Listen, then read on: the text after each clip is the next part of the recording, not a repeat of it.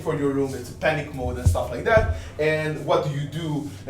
What do you usually do first in your prep time? What is the first thing that you think it's good to be Take care of the burdens. Yeah. Go over the motion. How do you? Yeah. I'm sorry.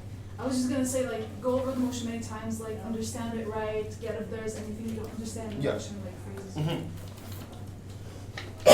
So I have something that I usually give to people in feedback, almost always, as like one of the main things that help me improve, is that people usually go into these like, oh, let's do burdens, let's understand the motion and stuff like that, which is obviously important. But I think before, going into anything, I think it's very important for you to, have a grasp of what do we understand and what is the truth about the phenomenon that we are talking about, right? In this sort of situation. So what actors do we have acting in this sort of situation, and what is the complexity of this actor? So for example, if you have a motion about, police brutality in the America or something like this, like, this house would allow communities to vote for less policing in their communities or something like this. Usually people go into like, what's the problem, what's our burden, or how do we solve things and stuff like that, and it usually ends up being less nuanced than it needs to be, rather than, in comparison, just going through, okay, how does police work in the beginning? Like, what is the structure of it, and what is the incentives of different actors within this? Because like every phenomenon is usually much more complex than people made it out to be, especially out in the 15 minutes in this sort of situation. So police is, for example, not a unified thing always. Like it's not like everybody's making a decision, right? You have different people pulling different levers and having completely different incentives. So for example, like how would you say for example that regular police works? Like who calls the shots? What are the levels of hierarchy and stuff like that? Can anybody tell me? Can you repeat the question? So how would you say the police works? Like what would you say the structure and hierarchy would be, for example, if you had to break this down? Well, there's a captain, then there's the Yeah. deputies. Okay. And the deputies take the action in the street because Yeah. they're the ones who are being attacked or something. So basically, the basic division there would be you have somebody, a captain, chief of police, who is deciding what are we doing with our resources, and there is people who are then being divvied up as resources or something like this, right? So this is from the beginning, this is going to make your arguments much more complex in terms of like what are the incentives and how do these people react. So tell me, what is the incentive of chief of police? Keep the people safe. To get his salary? So who appoints chief of police? The mayor. The mayor. Yeah, so that's a pretty political position, right? So Yeah. that's somebody who's in power is appointing you to make something for him. And what does mayor care about in this sort of His situation? reputation. Like reputation, less crime. This what gets him votes, right? And usually what gets him votes is like being more tough on crime, right? In this sort of situation, right? So in this sort of scenario, this guy has all of the incentives to Satisfy the release, to satisfy the crime. So what is the incentive of regular, deputy, not like, but a regular policeman who is going to be on the street policing? To stay alive. Yeah. So to keep out of harm's way, right? So obviously he also wants to serve and do the best job. But like honestly, if your life is on the line, you're gonna prioritize yourself and prioritize your life over the other things, right? So this means that sometimes these two things and these two incentives don't align, right? So this guy wants them to keep crimes to a lesser degree, which usually means risking lives, which usually means having more risky operations, going into some neighborhoods where these people don't want to and stuff like that, right? So this is a difference of incentives that these people have. That this guy wants them to do some of the things that he wants them to do, but these people do not necessarily want to risk their lives to that extent. In this sort of situation. So in this sort of scenario, you can break down some of these concepts and figure out how does this specific policy influence each of them. And then from that, you can derive your arguments after that. So the first thing, as I said, is like just if you break down the concept, you make every argument that you afterwards make, like how is police going to react to like, I don't know, being voted out of the city or something like this, or having less power, like from both God and up, is gonna be much more nuanced if you break it down towards, oh, how is this guy going to react? What is he gonna try to do with how they say the peons on the ground, and what are the peons on the ground going to do in terms of having, for example, possibly more fear because there's less of them, less numbers of them, and stuff like that. Possibly demanding more militarization of the police because of that, like in having, like, I don't know, tanks in America or whatever. I guess if you haven't seen like John Oliver about policing, is very good, and stuff like that. Just like having like, what are each of these actors going to demand, and how is this going to play out, or something like this. So just by taking a short breath before you go into, this is going to be my argument, like I'm going to talk about police brutality, I'm talking about oppression and stuff like that, but like just breaking down how does this influence and how does this impact interest of each and every one of these groups, makes your argument more nuanced. And this goes for any debate. If you talk about, I don't know, US policy or whatever, intervention or something like this, just by talking about who pulls the strings. Usually people just, I don't know, whatever the country is, like North Korea or Trump or whatever, they usually people just go, Trump is crazy, he's like, or something like this, and then you derive argument from some of the premises that are less complex than, so here is all of the levers of powers. Here's what Congress can do, here's what's in the interest of Congress, here's what Trump can do, here's what's in the interest of Trump, or something like this. It doesn't take that much time. It takes around 2 to 3 minutes of your prep time in terms of just to be on the same page with your partner. What do we know about this? Similar, how does a movement work? How would you, if we just did this for policing, how would you say like a social movement, like a feminist movement looks like usually? People who believe in the same thing gather together. Yeah. So in the movement there is different area of people, how much invested they are, right? So there are some people who are very hardcore, they really want to go out and protest, and there are some people who are there, they're gonna do a hashtag, there's some maybe gonna go in the protest if it's like billion of you, but they're not gonna care as much, right? So you have two groups of people, and then you can divide, like who do we care more about? Like, do we care more about like these hardcore people who are like very much caring about the message, the purity of the message, or do we care about larger masses who are just gonna be there to support us but not support us as much? And this usually, for example, in every feminist motion, this is usually the clash that happens. Not just feminist motion, every motion. Like it's usually you're sacrificing some sort of the how do you say, purity of the message in terms of feminist messaging and stuff like that, that is gonna piss off like the hardcore group that is going to, how do you say, help you out and maybe make them more disassociated from the movement, but is going to gain you a lot more of these general public and stuff like that, versus the contrary, what is more important and what does one get? Like, like going a step deeper, like in this sort of situation, how would we approach, what would the hardcore activist, the person who is very invested in this, who is like possibly working in this, what would they care mostly about inside of this movement? Maybe spreading the message or making direct effects to laws but anything that involves that. But if I say to somebody who's very like very deep into activism and stuff like that, if you were to compromise your message, you would get across more people or something like this, like be more mild or something like this. Would there be something that would be appealing to these people? To very hardcore people who care about principles and stuff like that, right? So probably not, right? So the issue is like, if you try to, how do you say, usually I give the analogy, imagine that the aliens come, the aliens come to you and like they don't know anything about the topic that you're trying to say, and you're trying to explain a certain word to them, right? What is police? And then you try to do it in more simple terms, in terms of like, how does police work? Like this, and stuff like that. All of these things are building up nuance in your argument.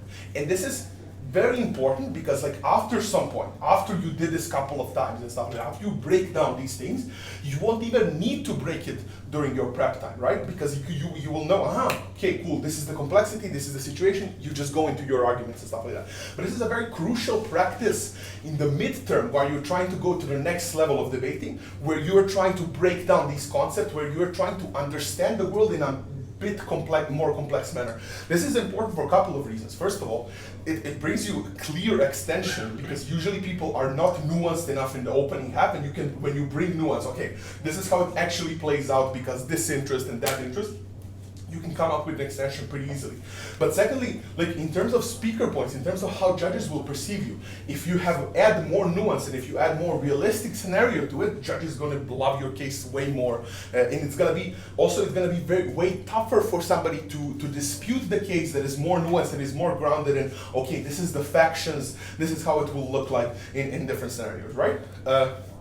Do you understand this point, right? Mm-hmm. So this is usually one of the first points that I usually tell to people to think about. Also, one of the reasons is because like sometimes you and your partner will have different views of how this thing works, and it's very important to be on the same page in order to have the case that is coherent, especially if you're like extension and whip, right? Because like you need to be in alignment, you need to know and agree how these things will play out and pan out in these sort of situations. So it's very important for you to, spend this little time.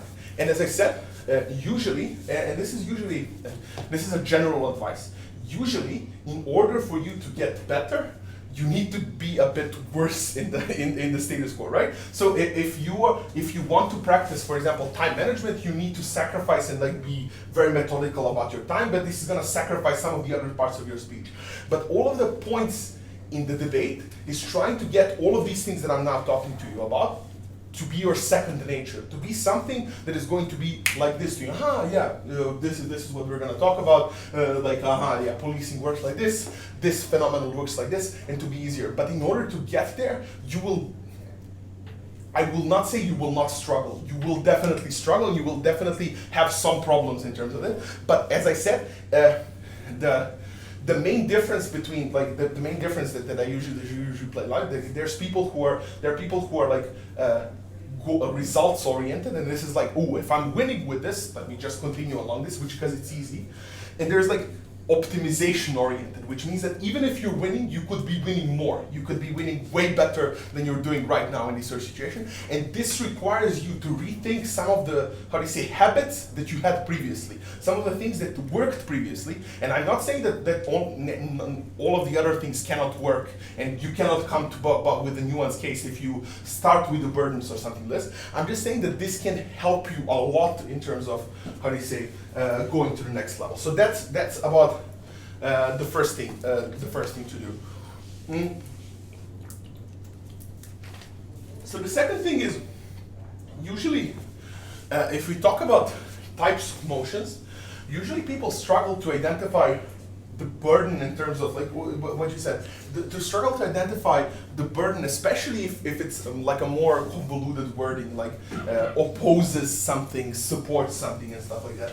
And what I usually found, and this is a trick that I usually use, if you find a motion, like this house would motion, policy motions are usually pretty straightforward to people, right? You're proposing a policy, you can have a model, you don't have to have a model or something like this.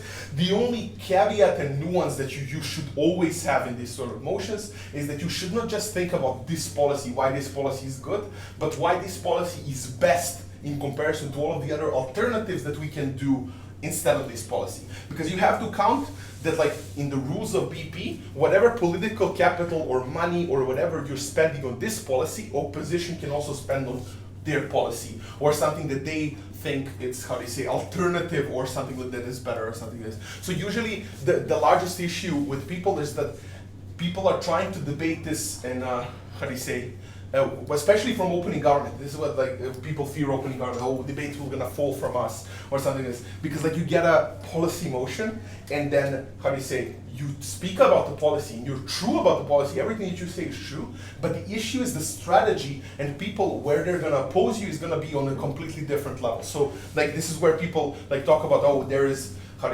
we should implement, affirmative action because there's lots of oppression of different groups, like let's say female affirmative action or something like this. But the issue is opening opposition is just going to agree completely with that. And they're just going to say, yes, but this is not the policy to do it. Here's a couple of different policies that we can do or something like this. And it's very frustrating to people. So one of the things that you have to have in your mind is not just why, this why this policy is good, but why this policy is the best. Not just comparison to status quo, because they don't have to defend the status quo, but why is this policy is the best in total? What are the other policies that they can plausibly think of that are better off, and why should we just, why is this the best way to solve the issue, the quickest way, I don't know, the way that will be accepted the most in this sort of thinking. So that's very strategically important. But for the other motions, especially, as I said, this house supports motions, this house opposes motions, and stuff like that. Do you know the difference between like this house supports and this house would motions? Can anybody tell me? Yeah. Like this house would motions are usually policy Yeah. motions, but this house supports means that it like we discuss the morality maybe or the outcomes of a certain situation. So the main difference, in both you can discuss morality of the situation. The main difference is, first of all, in supports or opposes motions, you don't have a model. You cannot have a model. That's prohibited. In terms of, like, you can obviously say it. It's not going to be like, oh, automatic fourth, you set a model. But I, from opening opportunity, just going to say you can model things in supports motions. Supports motions are usually, this is a tool of the CA team to make a motion more balanced, right? Because I don't want you to model out some of the things about the phenomenon. So for example, if you talk about this house supports, how do you say, supports the intervention or in Syria or whatever, wherever. Like you have to defend it in all of its bad and good parts. You cannot just pick and choose like, we're gonna do this the best possible way or something like this. So basically when we say supports, we usually want you to defend, to want the government not to run away from the bad parts of the policy or something that's similar to opposes and similar to regrets. So this is prohibiting models. But usually the best way to view this is just to translate the motion, as supports and opposes, into this house believes that this brings more harm than good. So for example, the motions that would be the same, this house supports, use of feminism in commercials, supports the use of feminism in commercials, is the same motion as this house believes that feminism in commercials brings more good than harm. If it opposes, then it's more harm than good, or something like this. If you translate it like this, it's much simpler for you to understand, right? So we are conceding that there are some harms, we are conceding that there are some bad things about our policy, but we're still thinking that there is something good, right? In this sort of situation. So that's a very cool trick if you get this motion to just, use. The third type is just this regrets, and there is a difference between regrets and opposes, even though it might sound very similar. Does anybody know the difference between regrets and opposes? Discuss regrets and discuss opposes motion. I guess regrets, something already is there and Yeah. we regret it, but opposes is something that we don't want to be there. Not really, but good shot. This is basically made by like this is like imagine this is the rules of the game, like Monopoly. You're reading the rules. You cannot, how do you say, take money from the parking spot. That rule doesn't exist, or whatever.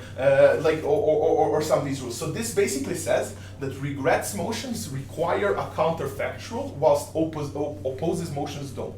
So opposes motions are purely this house believes that this brings more harm than good. As I said, regrets motions require you to think of the world, how it would look like without this happening, right? So if we had a motion, this house regrets, so let's say this house regrets the ownership of pets, or something like this, like dogs and cats, or whatever. So you would have to think of how would the world look like if nobody ever did this, right? Similar, if we had to, and this can bring some hilarious things, right? So, for example, we had a motion, this house regrets the glorification of hard work, right? Yeah. And this is what Ashish Ran and Sido was basically, because this is from the end of time. If we didn't glorify work, we would be living in communist utopia. This is obviously didn't pass opening opposition one, but it's something, it finally illustrates the how do you say, the point in this sort of situation. You cannot do that in opposes motion? So in opposes motion doesn't require that of you. So that's, I mean you can. But the issue is you don't want to, right? From the Gov side, it's pretty much easier to prove that something has more good, more harm than good, right? Than to prove that if this didn't exist, something else would exist that is way better, right? You have to construct this world. You have to think of how the world would look like. So one of the best examples, for example, of a very hard prop in this sort of situation, even though in theory it wouldn't be a hard motion, Xi Jinping, the president of China, and the motion was literally this house regrets the rise of Xi Jinping, right? It's very hard because then you have to imagine if he didn't rise, who would rise? How would the Chinese government look like? You cannot just, and basically the traps that most of the governments fell into was like, here's all of the list why Xi Jinping is bad. From opening opposition, you just come and say, yeah, sure, we agree with everything that you say, but we say that in the counterfactual, in comparative, it would be worse, and then you win. And that sort of situation. So opening opposition in regrets motion and opposition in regrets motion is much easier, not easier, but it's easier, especially when you're beginning, because you're defending something that already happened. So you're defending status quo and you know what you're comparing to, whilst on the government side, you have to imagine a world and why would this world be significantly better or something like this, right? So this is a main and large difference that people usually forget, because like regrets, it's like it sounds like you're just regretting it or something like this, but like the main rule is this counterfactual thing. If we do opposes, this means that we don't want you to think in the historical terms. So usually regrets motions are very cool when you talk about narratives. So for example, this house regrets the narrative that forgiveness is a virtue. That was one of the motions that was in Budapest Open. It's very cool because it's a very fun part to think how would the world look like if we didn't believe that forgiveness is a virtue, right? But if we say this house regrets, I don't know, some historical event, it would be very hard for you to think of how this structure panned out. Especially the further away in history it is, the more things could have happened in the meantime, and it's very hard. So usually this leads us to oppose motions or something like this, right? So this is the largest difference. But it's pretty well.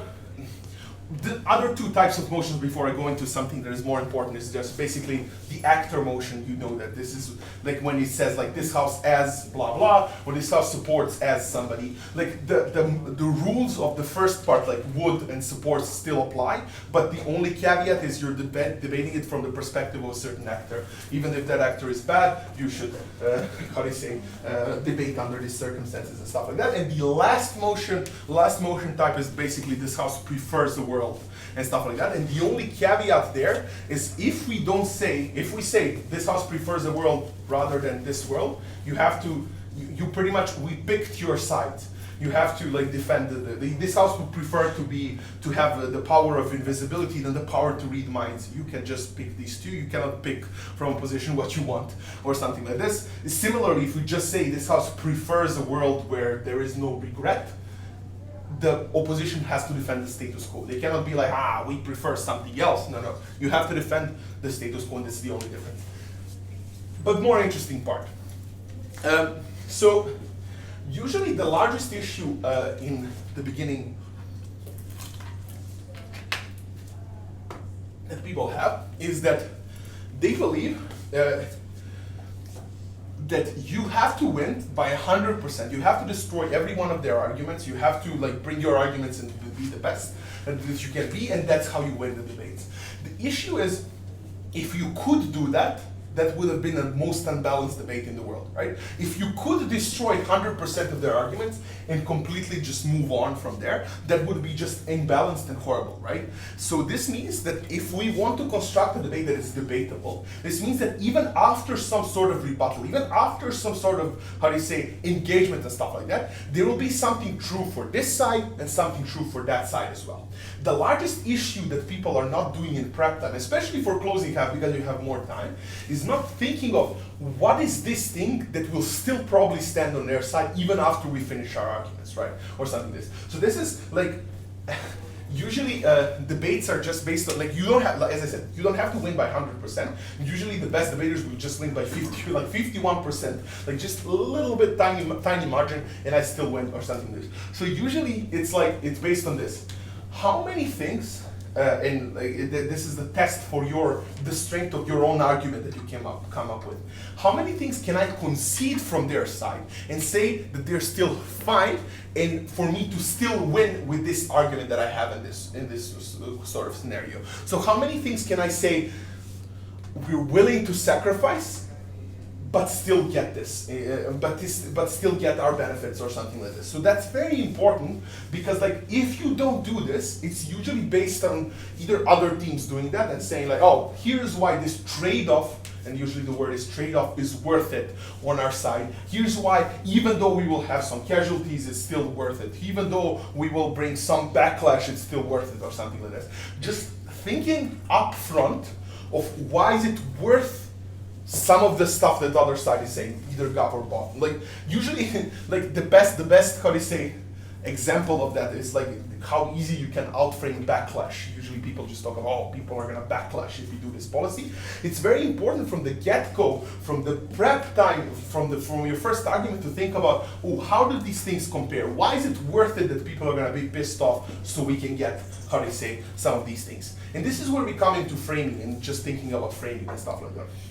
So debating is pretty, like, the things that we are debating is pretty uncomparable, right? Like we're debating, I don't know, saving more lives, short term versus long term. We're debating, I don't know, how do you say, economic development versus environmental degradation, right? These things are very hard for you to come up with a true comparison on its own, right? It's very hard for you to think, why is it something better than the other thing, even if you prove that it's something that is true, like that there's going to be environmental degradation or there's going to be economical hardships and stuff like that. So usually if it's left like this, you're just leaving it to a judge for them to decide, aha, I believe this is more important, or I believe this is more important. But framing is basically, in this chaotic part of debating, imagine that you have like, imagine this Renaissance like ceilings, right? That you have like there's lots of things going on. There's a baby there, and there's like people like fighting. There is God, like doing something or something like that. Imagine that the debate is like this, right? The debate is like this ceiling or something like this, and there is a very chaotic place, right? Or something like this. And imagine that all of you that are debating are the people who are painting these things and stuff like that. And I am as a judge, I'm thinking, oh, who is doing the most? Who's actually contributing the most? Framing is basically working like the picture frame, right? So why we put like frames on the wall when we put pictures is because it makes this pop up. It makes your thing look like it's very cool and very important in comparison to all of the other things, in comparison to the wall, in comparison to the architecture or something like this. So basically by framing, you're trying to emphasize why your thing is more important.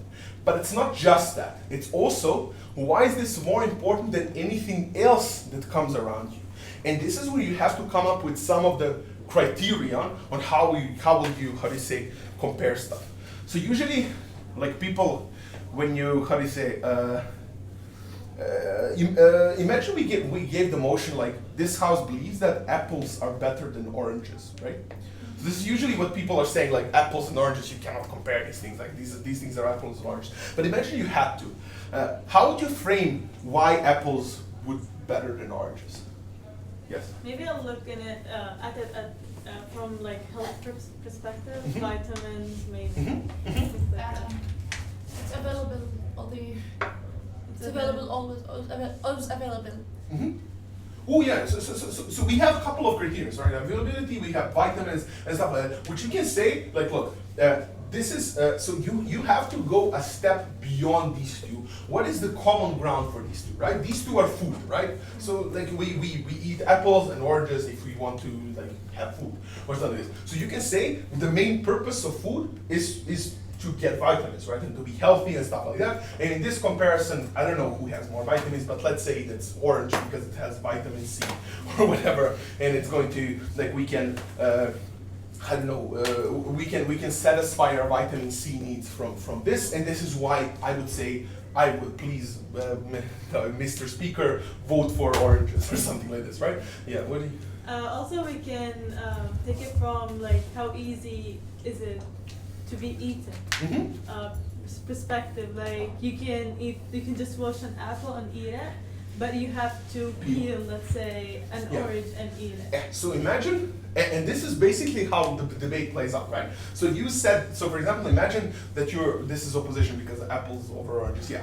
Opening opposition says this, and opening government says what you said, like ease of use. So you have two criterions upon judge should judge for this debate. So then the framing would be, so look, here's why health is more important than the ease of use.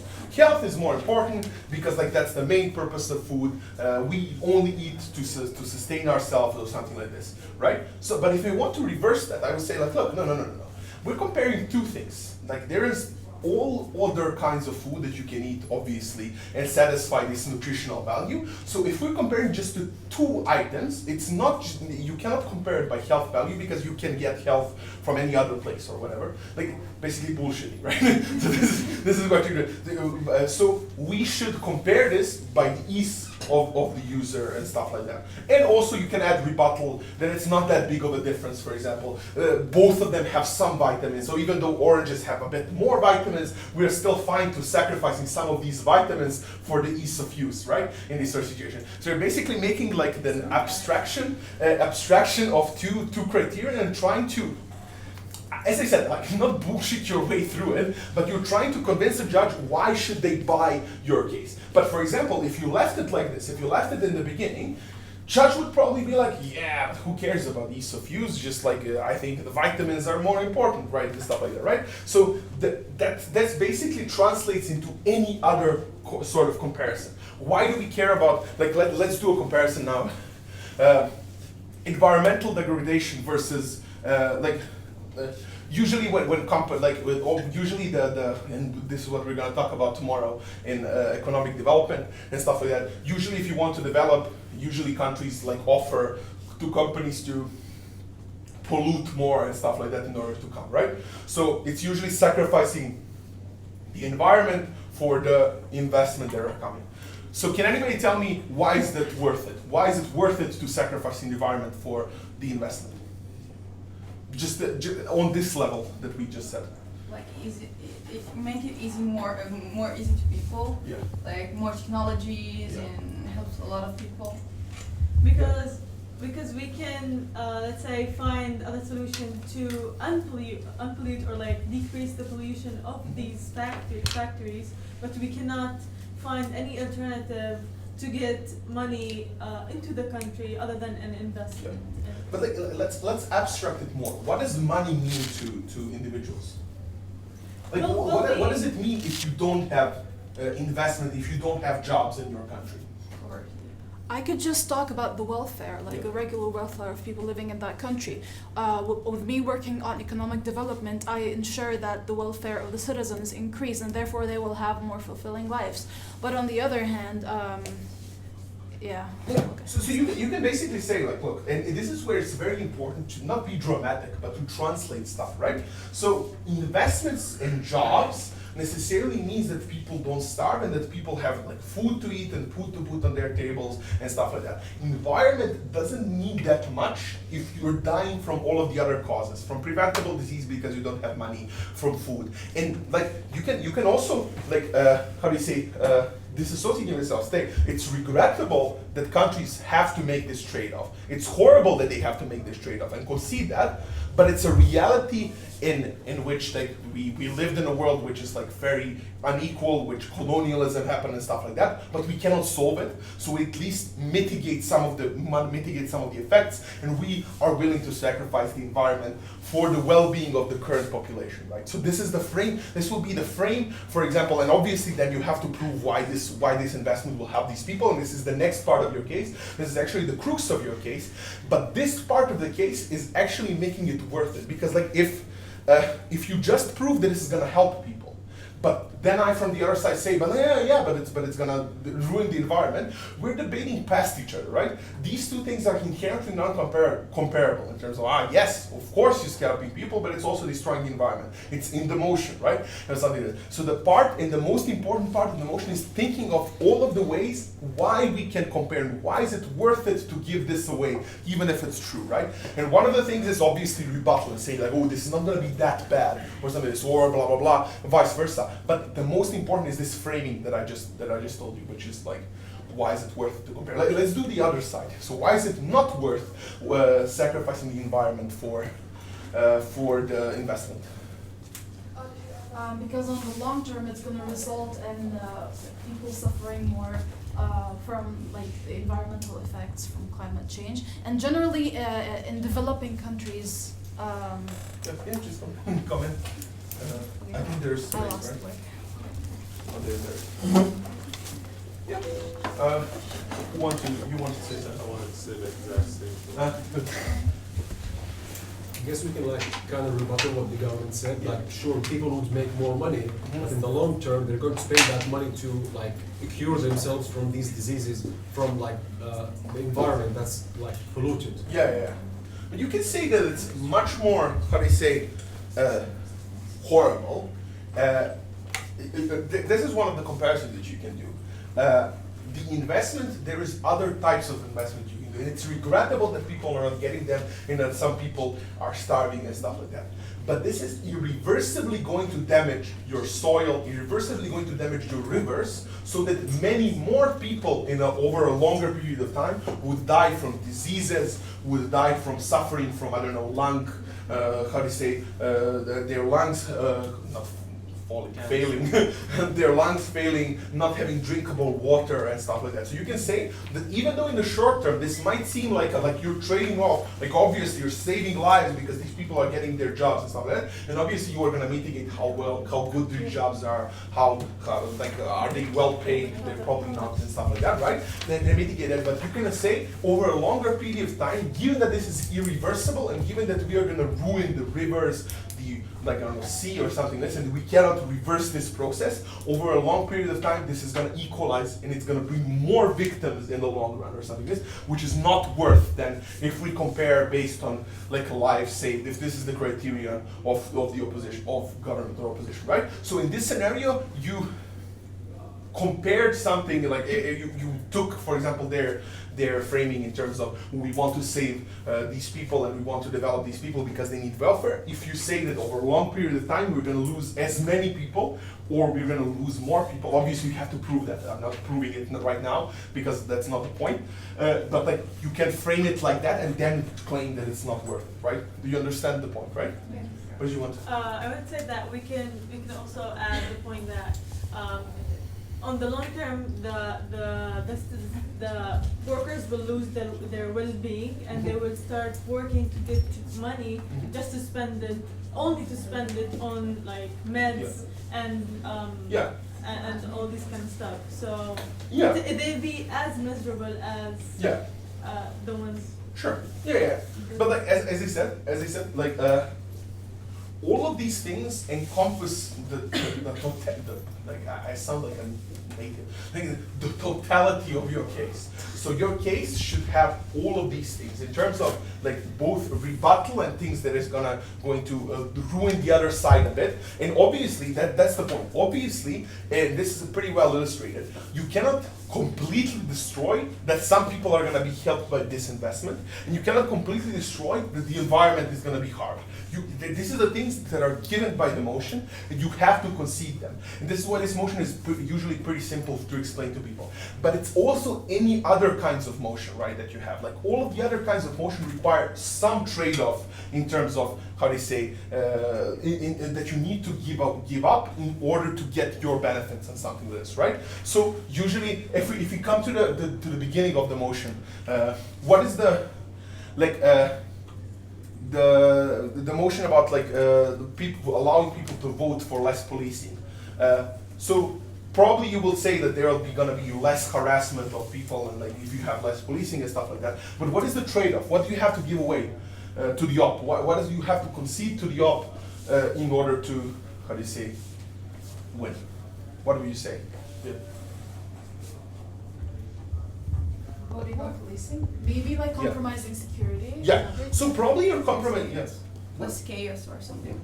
So you're probably compromising the security, right? So you're probably like there will be less policing. So if something happens, they will not be able to act in a timely manner, for example, or they will not be willing to act in a timely manner. But it's worth doing because like we get overall more distrust and more people being victimized and brutalized by the police on our side of the house. So we think even under these circumstances, given that on both sides some people get like, how do you say, some people are harmed or something like this, we think less policing is overall better or something. But like, you notice that if you don't do this, if you just assume that you don't have any trade-off or something, especially from the opening government, it's gonna be done for you. Just opposition is gonna come up and say, yeah, we agree, people are, how do you say, people deserve not to be harassed or something, here's how we can solve it, but here's what is gonna be ruined, and this is security, and here's why this is the most important. Here's why, I don't know, for example, policemen are never gonna go into black neighborhoods anymore or something like this, because they would fear for their lives more, because there is less of them, there is no backup to them, or here's why they're gonna ask for more militarization, more carrying automatic weapons, which leads to more casualties or something like this. If you don't how do you say, engage from this, from the state, not from the status quo, from the get-go, from when you get the motion, from when you get your case, you're risking the debate falling out of your favor. And this is why people fear opening tables, right? Because like, usually if you're closing tables, you have much more time to think about this nuance and stuff like that. But this is just something to get into the habit of. Just, as I said, the first thing in the beginning, what do we know about this topic? Like, how do people act? But secondly, what is the trade-off that we need to? What is the thing that is probably going to be true on their side either way? Which we can obviously mitigate, and I'm not saying that you should be like, yeah, this is completely true, but we should mitigate it. We should say like, this is not going to be as bad. Here's why security is not going to be as bad. But you probably cannot defeat it. You probably cannot be like, this is completely now ruined. And the largest issue is, especially if you think you can defeat it, and if you think you defeated it, and then you give yourself false, and this is where people are pretty pissed, usually pretty pissed about the calls, because you give yourself false impressions that, if I have taken this down from their side, then my arguments are obviously the best, so I should win, right? The issue is sometimes you can't. Sometimes you just can't ruin their case, and it gives you false confidence in your own case if you think you can. It gives you like, obviously if I ruin this, then everything that I say is standing and everything that I say is brilliant and true or something like that. So just by being aware that there is some flaw in your case, and there is always going to be a flaw in your case, because that's a part of the game. Because like as I said, if this doesn't exist, that motion is bad. Like as I said, in the most unbalanced motion, like in the worst motions that you can get, you will still have some trade-off. It will be easy for you to trade it off and to do what I just did, but it's still going to exist. So this is why usually sometimes, like even if you perceive it something as like a op heavy or gov heavy motion, they're like, I don't know, Harish starts debating against you and he wins from the side that is harder or something like that. Just because like it's just in the not getting lazy part. So for example, like we're gonna talk about this motion tomorrow, but like when we got the motion, this house would allow people to sell themselves to slavery, right? Everybody was, there is no gov, ha ha ha. And then it was a gov sweep in my room, right? It was easy because like everybody got lazy. Everybody got lazy in terms of explaining why is it worth it? What is the trade-off? What does it work? And just explaining their case. And obviously we have to win because obviously slavery, fuck slavery, yeah, or something like this. But like if you frame it in a completely different manner from government, if you say, I don't know, what else is slavery, making analogies towards capitalism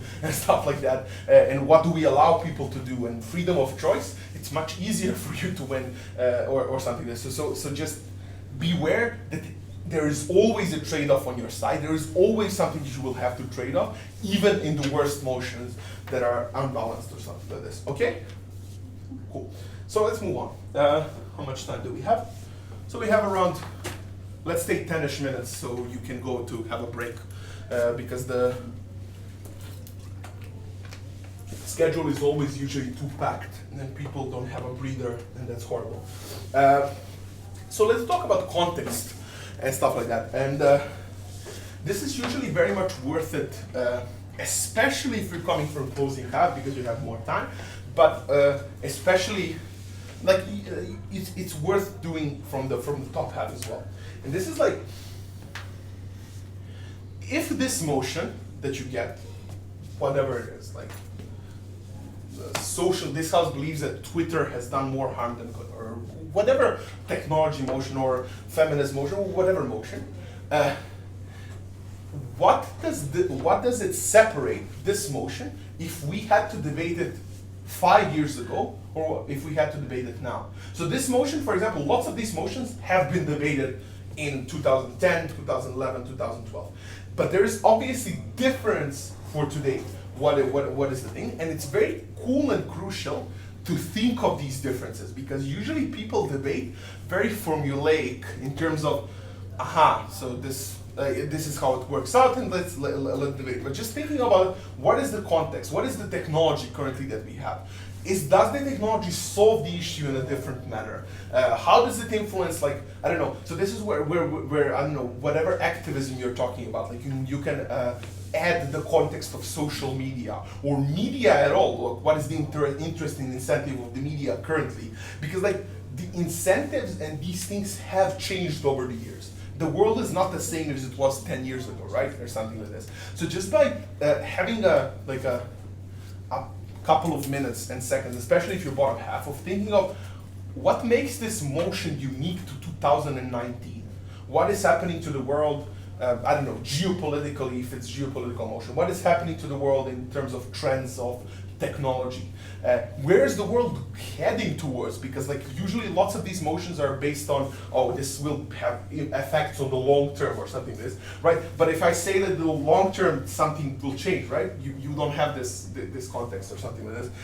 So just by thinking of, is there, for example, is there an election coming up that might influence and that might how do you say, trigger a different effect or something? It's very crucial and very important. This is especially true when you talk about the argumentation, how do you say, the argumentation that is conditioned on currently the world being the way it is. So for example, if we get a motion, usually people are talking about, we have like more liberal people currently, more progressive people. People are like companies are becoming more, how do you say, active politically. You have Nike having the commercial that they did have. You have, I don't know, Gillette or something. So world is moving to a more progressive place or something like this. So usually the issue with these types of arguments, and like for example, if we had a motion this week, this is what we have. This house supports. This house supports the rise of political consumerism. And political consumerism is like boycotting the companies if they're not, how do you say, if they're supporting the policies that you don't dislike, or how do you say, calling them out, making hashtags and stuff. There's something about this, or actually caring about consuming this sort of these sort of things. For example, like as a Nike or something. It was actually different. It was opposes. This house opposes this. So basically the largest trap that people fell into, and this is a very cool way to illustrate, is to talk about, but it's very good because like people are moving to progressive policies, we're making a world a better place because now companies are fearing, and this means they have more female representation, this means they're spreading better messaging and stuff like that, right? True, this is true currently, and this is true if the world continues to be majority progressive. But imagine if the world completely flips, or if people in the majority, I don't know, are anti-feminism or something like this. The same mechanism that you're presenting, for example, from opening opposition in that situation, would then reverse, right? Because you're saying that this is good because it brings progressive changes. But if I say that this works because majority agrees with it, and if majority doesn't agree with it, then this leads to bad outcomes. This argument can go on Gov's side in this sort of scenario because it's dangerous or something like this. So just by thinking of, will the world change? And usually the examples of this, right? Nobody could predict that Trump would be elected, right? This is like, in 2016, if you had a motion, this house believes that's something US policy, everybody assumed that Trump is not gonna be the president. Like I was in these debates, like you get like 83, 84, okay, Trump is not gonna get elected, so let's talk about the long-term US Democrats strategy or something like this, and obviously you were all wrong. Secondly, Brexit, also, when we were debating Brexit, nobody thought it's gonna happen. Like, you were like, Brexit is not gonna happen, so here's the other impacts of this. So obviously, we are not that able to predict how will the world be structured and how will the world look like, or something like this. And just by breaking this context is very important for you to, how do you say, then come up with a different case that is not contingent on it. Come up with an extension that is going to be like, okay, so this is the context. This is why this argument is very bad and very dangerous. Like, it might be worth now, but it's going to be dangerous in a couple of years. It might be dangerous in 10 years or something like this. So this is why it's not worth supporting or something like this. So just by thinking of, as I said, what is the context of 2019? What are we moving towards? Obviously, it doesn't mean that you can't run, that the world is going to be, how do you say, more progressive place or something like this, but you have to give some arguments in terms of why in this sort of scenario. But it's very crucial to talk about, I don't know, some inherent truth. The issue, for example, issue 2019 is that social media algorithms are promoting more, how do you say, fighting on the internet, right? It's promoting more engagement, which is then promoting, how do you say, people being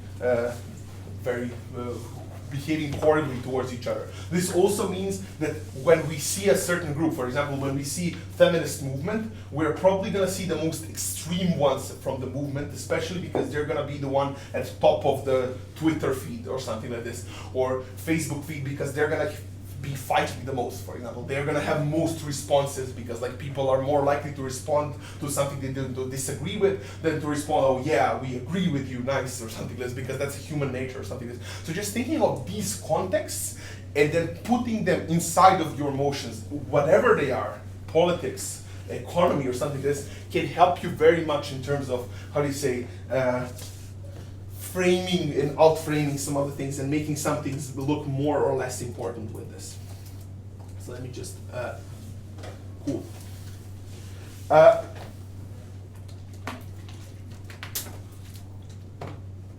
So the next thing, no, but do you have, let me see if I have time. I have 3 more minutes. So was this so far clear to you and useful to you, hopefully? Yeah. So one more thing that I usually like to do, especially because I won't be here for the next workshop with you, is just to briefly talk about the how do you say, thing that people disregard, and this is how you write on your paper and stuff like that. So a couple of things to note before I start talking about this. Usually, the writing on the paper that you are going to present from is not, first of all, just for you. It's not just for you to be like, I have notes or something like this. This is especially important for if you're bottom half, to communicate with your partner and to talk to them, this is what I want to run, this is how I want to present it, or something like this. So it's usually, because the debate is a team sport, if you don't have a clear idea where you're heading with your argument and what your argument is going to look like, and your partner doesn't have the idea because you're not in the same head, you're obviously going to fail, especially because you cannot talk during the debate. It's going to be very uncomfortable because you have to listen to other people. The judge is going to be like, shh, like step down. It's going to be a very uncomfortable situation. I usually, when somebody talks to me during the debate, I just like nod along, yeah, I'm gonna say that, and then I have no idea what they said or something, because it's a very uncomfortable situation, right? You're speaking over somebody else, it's very bad. So this means that communication is very limited during the debate. So the best way and the only way for you to communicate to your partner, okay, this is what we're running, or to say, no, we shouldn't run this, or please add this or something like this, is to write things down in a better manner. So usually, first of all, first rule of debate club, never write more than one, than one argument on one piece of paper. So, like, even if your paper is empty, I don't care. Like, cut the forest or whatever. Like, be very bad to the environment. But just like one paper should be one argument, and that's one thing. Also, writing in a huge letters or something like this is very important, especially because like when you will be standing here, you will not be able to be like, And you will also be very, very awkward if you do this. So you should be able to read something from this distance, even though I'm like a blind. If I take off my glasses, I don't see anything, or something like this. So this means huge letters, and this is usually very, very tough for people to do because you don't write like this in a normal setting. You never, like, you would never do this, but like it's very. Secondly, yeah, you should be very structured in this manner. So there is no like inherent structure to this, but like it's very important for you to have all of the elements of what you did in the argumentation building. So one, blah blah blah, your statement, and then blah blah blah, what you want to say, and this leads to that, and blah blah, 1, 2, 3, or whatever, and then impacts. Or something like this. So this is a caricature, but this is how it looks like. So that's very important. Second tip. By the way, these are pure how do you say, practical tips, and you might think this is very unimportant and I'm wasting your time, but it's not. This is like when my teacher actually started taking our notes and being like, what the fuck is this? What the fuck are you writing? We started improving so much, and I started doing this with my kids. And like, actually, one of the good exercises is you write your own case, like in a separate rooms, and then you give each other the argument and try to figure out. If the other person cannot figure out from looking at the paper what you wanted to say with the argument, you have to change something immediately, or something will happen. One additional tip: if you have a couple of points within, how do you say, a certain point, like 3 points why this is true, 4 points, saying them, like saying 10 reasons why something is true in terms of like just going through them and enumerating them, and enumerating 3 of these reasons and being like 3 reasons, 1 blah blah blah, 2 blah blah blah, and 3 blah blah blah. The 3 reasons are going to be much more powerful. Why? In time when we are judging together, and when we are judging, we have 15 minutes. We cannot go every one of the speeches. You obviously debated for an hour. We don't have that much time, which means that it usually comes down to very, how do you say, very simple discussions that we have. I was convinced by this, I was not convinced by this. And usually what people are going to remember are not what reasons did you have, but they're going to remember that you had 3 reasons for something, or 4 reasons for something, or something like that. So that's the, like enumerating and getting into the habit of whatever you do, trying to put a number on it and be like, inside of the argument, I'm going to do 3 things, 4 things, or whatever, or something like this, is way more important than having multiple things, right? Like as I said, like having 10 things but not enumerating them is worse than having 3 things but enumerating them, because this is gonna be remembered. This is how judges gonna perceive it, and this is a psychological tip.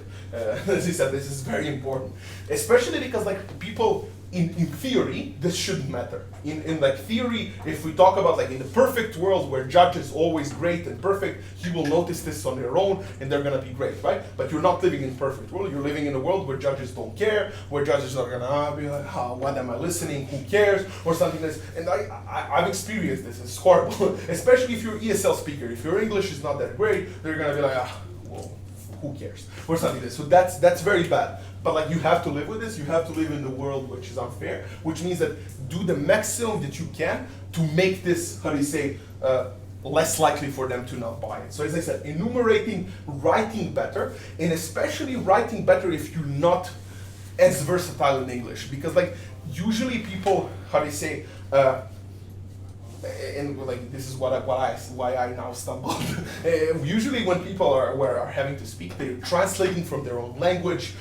It's like somebody stands up for POI, says like POI, last chance or something like this. You're looking at a judge, they're not writing everything. You're in a panic mode or something like this. You get lost. What is your paper? If your notes are very messy, you're gonna panic and you're gonna not deliver what you wanted to say. And that's very, very huge issue in this sort of scenario. So just, as I said, better note taking, and I'm gonna try to incorporate this in feedback later or something like this, but better note taking is crucially important for you to, how do you say, go to the next level and communicate with your partner better, for you not to get lost in your papers and stuff like that, but also to be clear to a judge what are you doing at what point and what is happening. So as I said, 1 paper, 1 argument, paper per argument, also one paper for rebuttal, completely separate, one paper for framing, one paper for ending, one paper for opening. I usually come up with 15 papers or something like this, but that's fine, it's good. So as I said, this might sound trivial, it's not. It might arguably be more important than everything that I said in the workshop previously, right? Like, I cannot overstate this enough. And last tip, if you're not doing this as far, please take out your stopwatch when you're doing this, but not just take out your stopwatch, because people just get into a habit just taking it out, putting it there, and just not looking at it, and who cares or something like this. It's a very strategic tool. This means that you should give yourself some sort of like tasks, like mini tasks during the speech. So for example, I give myself tasks, I'm gonna finish rebutting their case until 3 minutes, and then I'm gonna be done with it. So even if I'm not done with it completely, I'm going to just skip, because if I don't, so rebuttal is great and all, but if I start my case at 4:30 or something like this, I'm not gonna have time to deliver it. I'm not gonna be able to deliver the extension, and then you're gonna claim that I don't have an extension and I'm less relevant or something like this. So just by giving yourself tasks, saying like, I'm gonna respond by 2:30, and then looking like a bit at your watch and be like, it's approaching 2:30, maybe I should drop this point, and being willing to drop some of the points in order to, deliver some of the things. First of all, it's gonna make you go in habit of, like, I right now don't need more time than 3 minutes to finish my rebuttal. So this means that over time, I get accustomed and used to giving this in this time frame and not going overboard, but just like giving myself hard deadlines. So even if it fucks me over in the short term, for example, in this tournament, I might forget to rebut something, but just being like, no, I'm gonna finish at 3 minutes, who cares, or something like this, it's very important. Similarly, when I'm gonna take the POI, I'm gonna take the POI for 5:30, okay. 5:30 is approaching. So just by having the stopwatch, it's there to make you the master of your own time, to make you know what are you doing in what specific points of time, and it's not just to be there for you because somebody told you to, for it to be there, and yeah, it should be there or something. It should be there anyway, even if you're not doing this, but this is very important. Just giving yourself tasks. I'm gonna finish this there. Similar, if you have problems with time management, and if your judge is telling you you're not finishing on time and you're not finishing stuff, especially, it's very important to start focusing on this. Because as I said, like, the rule of thumb is, if you are delivering an argument in less than a minute, you're under-analyzing that argument, almost certainly. This means that this argument is under-analyzed, that this argument is not nuanced enough, and it's not gonna be bought. So this is why, like, when you start your argument at 6:30, you're probably not going to deliver it fully, because you can't. You physically can't, by the rules of the game. We talk about what else do you need to prove and stuff like that. This means that if you notice yourself skipping over points and doing like 15 seconds, you should rethink and be like, oh fuck, what am I doing? What am I doing wrong? I'm not analyzing this enough. I should do more analysis or something. So this is the clock can tell you much more about your speech and about what you're doing than you think it can. And this is also the second practical advice that I'll give you.